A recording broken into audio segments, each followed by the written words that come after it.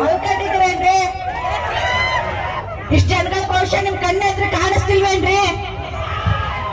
ನಿಮ್ಮ ಮಕ್ಕಳೆಲ್ಲ ವಿದೇಶದಲ್ಲಿ ಹಾಯಾಗಿ ಆರಾಮಾಗಿ ಎಸಿ ರೂಮಲ್ಲಿ ಓದ್ತಿರ್ಬೇಕು.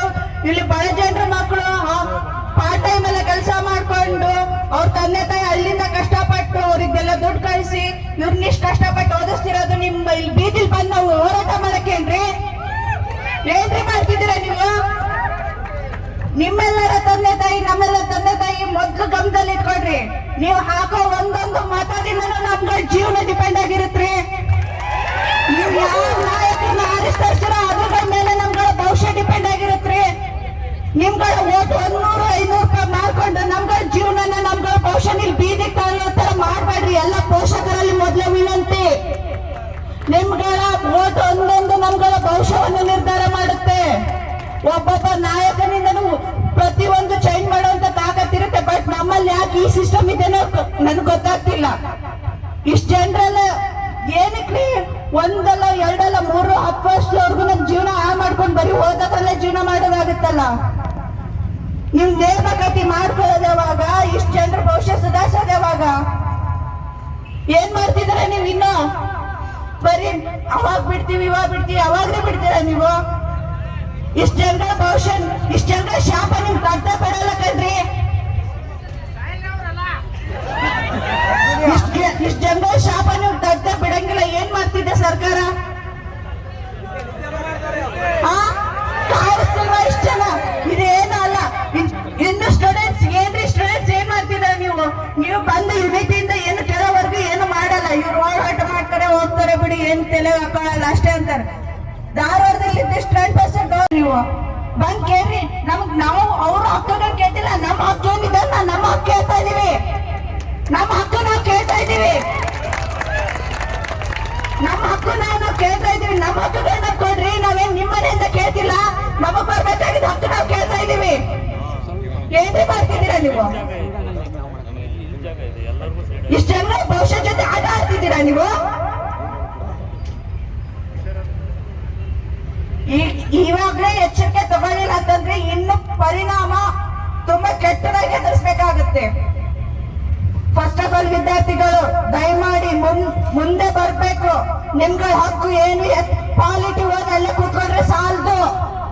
ಏನಿದೆ ಅಂತ ಮುಂದೆ ಬನ್ನಿ, ತಿಳ್ಕೊಳ್ಳಿ, ಕೇಳಿ, ಪ್ರಶ್ನೆ ಮಾಡಿ. ಪ್ರಶ್ನೆ ಮಾಡೋವರೆಗೂ ನೀವು ಮುಂದೆ ಬರಲ್ಲ.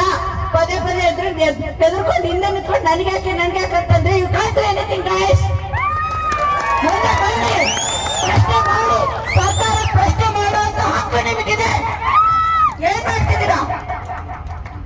ಪ್ರಶ್ನೆ ಮಾಡುವಂತ ಪ್ರತಿಯೊಬ್ರು ಹೋಗಿ ಸುಮ್ಮನೆ ನನಗೆ ದೂರಲ್ಲಿ ನಿಂತ್ಕೊಂಡು ನೋಡಿದ್ರೆ ಯಾರು ಏನ್ ಮಾಡಲ್ಲ. ಅವ್ರವ್ರ ಮಕ್ಕಳೆಲ್ಲ ಚೆನ್ನಾಗಿ ಇರ್ತಾರೆ. ನಾವು ನೀವೆಲ್ಲ ಬೀದಿ ಬರೋದು ಗೊತ್ತಾಗಲ್ವಾ? ಬನ್ನಿ, ಪ್ರಶ್ನೆ ಮಾಡಿ. ಅವರಿಗೆಲ್ಲ ಹಕ್ಕಿರೋದು ನಮಗೆ. ನಾವು ಓಟಾಗಿ ಅವ್ರಲ್ಲಿ ಕೊಡ್ತಿರೋದು ನಮ್ಗಳು ನೋಡ್ಕೊಳ್ಳಿ ಅಂತ, ಅವರು ನಾವು ನೋಡ್ಕೊಳ್ಳಿ ಅಂತಲ್ಲ. ನಿಮ್ ತಂದೆ ತಾಯಿ ಬಿಸಿಲಾಗಿ ಕೆಲಸ ಮಾಡ್ತಿರೋ ಕಾಣಿಸ್ತಿಲ್ವಾ ನಿಮ್ಗೆ ಕಣ್ಣಿಗೆ? ಅವ್ರು ನೋವು ಪಡ್ತಿರೋದು ಯಾರಿಗೂ ನಿಮ್ಗೆ ಕಾಣಿಸ್ತಿಲ್ವಾ? ಬರ್ರಿ, ಪ್ರಶ್ನೆ ಮಾಡ್ರಿ. ಯಾವ್ದಾವ್ದಕ್ಕೂ 10,000 ಗಂಟೆ ಜನ ಹೋಗ್ತೀರಾ. ನಿಮ್ಗೆ ಹಕ್ಕು ನೀವು ಕೇಳಕ್ಕೆ ಯಾರು ಬರ್ತಿಲ್ಲಲ್ಲ. ಏನ್ ಮಾಡ್ತಿದ್ದೀರಾ? ನನ್ಗೋಸ್ಕರ ಬಂದಿಲ್ಲ ರೀ, ಪ್ರತಿಯೊಬ್ಬರಿಗೋಸ್ಕರನು. ಇದೇ ತರ ಇನ್ನು ಮುಂದುವರೆದ್ರೆ ಇನ್ನು ಕಷ್ಟ ಅನುಭವಿಸ್ತೀರಾ. ಇನ್ನು ಹೆಚ್ಚು ಕಷ್ಟ ಅನುಭವಿಸ್ತೀರಾ. ದಯಮಾಡಿ ಈಗ ಎಚ್ಚೆತ್ಕೊಳ್ಳಿಲ್ಲ ಅಂತಂದ್ರೆ ಮುಂದಿನ ಭವಿಷ್ಯ ತುಂಬಾ ಕಠಿಣವಾಗಿರುತ್ತೆ ಅಂತ ಹೇಳ್ತೀನಿ. ಇವಾಗಲೇ ಬಂದು ಪ್ರಶ್ನೆ ಮಾಡಿ. ನಿಮ್ಗಳ ಹಕ್ಕು ಏನಿದೆ ಅದನ್ನ ನೀವು ಪಡ್ಕೊಳ್ಳಿ. ಅದು ನಿಮ್ಗೆ ಹಕ್ಕು. ಕ್ವಾಲಿಟಿ ಓದಿ ಅಲ್ಲೇ ಕೂಡೋದಲ್ಲ, ಅದನ್ನ ಪಾಲಿಸ್ಬೇಕು, ಪ್ರಾಕ್ಟಿಕಲ್ ಆಗಿ ನಡೆಸ್ಬೇಕು. ಅಂದಾಗ ಮಾತ್ರ ಒಬ್ಬ ಗಜ ಆಗ್ಲಿಕ್ಕೆ ಸಾಧ್ಯ. ನೀವು ನನಗೆ ಹಾಕ್ಬೇಕು ಅಂತ ಪ್ರಶ್ನೆ ಮಾಡಿದ್ರೆ ನೀವು ಹಿಂದೆ ಹೋಗೋದೇ ಕಾಣ್ತು ಎನಿಥಿಂಗ್. ನೀವೇನು ಮಾಡ್ಲಿಕ್ಕೆ ಸಾಧ್ಯ ಇಲ್ಲ. ಬನ್ನಿ, ಪ್ರಶ್ನೆ ಮಾಡಿ. ನಿಮ್ಗಳ ಹಕ್ಕು ನೀವು ತಗೊಳ್ಳಿ. ಸರ್ಕಾರ ಎಚ್ಚೆತ್ಕೊಳ್ಳಿ ದಯಮಾಡಿ. ಈ ಮಕ್ಕಳ ಭವಿಷ್ಯ ಜೊತೆ ನೀವು ಆಟ ಆಡ್ಬೇಡಿ. ಇನ್ನೂ ಹೆಚ್ಚು ಸ್ಪರ್ಧಾರ್ಥಿಕ ಆಕಾಂಕ್ಷೆಗಳು ಎಷ್ಟರ ಮಟ್ಟಕ್ಕಿದೆ. ಅವರಗಳ ಭವಿಷ್ಯ ಜೊತೆ ಆಟ ಆಡ್ಬೇಡಿ. ಇನ್ನೂ ಹೆಚ್ಚು ಮಕ್ಕಳೆಲ್ಲ ಈ ಕಡೆನೆ ಬರ್ತಾ ಇದ್ದಾರೆ. ಬಟ್ ನೀವು ಈ ತರ ಅವ್ರ ಆಸೆಗಳ ಮೇಲೆ, ಅವ್ರ ಜೀವನಗಳ ಮೇಲೆ ಆಟ ಆಡ್ಬೇಡಿ. 30 ವರ್ಷ ಏಜ್ ರಿಲ್ಯಾಕ್ಸೇಷನ್ ಕೊಟ್ಟು ಏನ್ ಯೂಸ್? ನೋಟಿಫಿಕೇಶನ್ ಮಾಡ್ತಿಲ್ಲ ಅಂತಂದ್ರೆ ಇರೋ ಕಾಂಪಿಟೇಷನ್ ಜೊತೆ ಎಕ್ಸ್ಟ್ರಾ ಕಾಂಪಿಟೇಷನ್ ಕೊಟ್ಟು ನೋಟಿಫಿಕೇಶನ್ ಮಾಡ್ತಿದ್ರೆ ಏಜ್ ರಿಲ್ಯಾಕ್ಷನ್ ಕೊಟ್ಟು ಏನ್ರಿ ಯೂಸ್ ನೀವು? ಇಲ್ಲಿ ಬಂದಿರೋರೆಲ್ಲ ಏಜ್ ರಿಲ್ಯಾಕ್ಷನ್ ತಗೊಂಡೇ ಬಂದಿರೋದು. 21ರಿಂದ 30-40 ವರ್ಷದವರೆಗೂ ಓದೋದ ಅಂತಂದ್ರೆ ನಮ್ಮ ಅಪ್ಪ ಅಮ್ಮನ್ ನೋಡ್ಕೊಳ್ಳೋದು ಯಾವಾಗ್ರಿ ನಾವು? ಅವರೇ ನಮ್ಮನ್ನ ನೋಡ್ಕೊಳ್ಳೋ ಪರಿಸ್ಥಿತಿಯಲ್ಲಿ ಇದೀವಲ್ಲ ನಾವು. ನಮ್ಮ ಅಪ್ಪ ನಾವು ನೋಡ್ಕೊಳ್ಳೋದು ಯಾವಾಗ? ಮಕ್ಕಳ ಭವಿಷ್ಯ ಬಗ್ಗೆ ಯೋಚನೆ ಮಾಡಿ. ನಿಮ್ ಬಿಟ್ಟಿ ಬಗ್ಗೆ ನಮಗ್ ಬೇಕಿಲ್ಲ ರೀ. 2,000 ಜೊತೆ ನಾವೇ 2,000 ನಮಗ್ ಬೇಡ. ನಿಮ್ 2,000 ರೂಪಾಯಿಂದ ನನ್ ಮನೆತನ ನಡೆಯಂಗಿಲ್ಲ ರೀ. ನಿಮ್ 2,000 ರೂಪಾಯಿಂದ ನನ್ ಮನೆತನ ನಡೆಯಂಗಿಲ್ಲ. ನಿಮ್ 2,000 ರೂಪಾಯಿ ಬಿಟ್ಟಿ ಬಗ್ಗೆ ಬೇಡ. ನನ್ ಸ್ವಾಭಿಮಾನದ ಬದುಕ್ಬೇಕು ನಮಗೆ. ನಾವು ಸ್ವಾಭಿಮಾನದಿಂದ ಬದುಕಬೇಕು. ನಿಮ್ 2,000 ರೂಪಾಯಿಂದ ತಗೊಂಡು ನನ್ನ ಮನೆ ನಡೆಸೋ ಅವಶ್ಯಕತೆ ನಮಗಿಲ್ಲ. ನಾವು ಸ್ವಾಭಿಮಾನದ ಬದುಕಬೇಕು. ಪ್ರತಿಯೊಬ್ಬರಿಗೂ ಉದ್ಯೋಗ ಬೇಕು.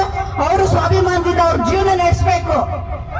ಅವ್ರಿಗೆ ಐಡೆಂಟಿಟಿ ಇರ್ಬೇಕು. ನಿಮ್ ಬಿಟ್ಟಿ ಬಗ್ಗೆ ಬದುಕೋರಿಗೆ ಯಾರಷ್ಟು ಗತಿಗೆಟ್ಟಿಲ್ಲ ರೀ. ಅವ್ರವ್ರಿಗೆ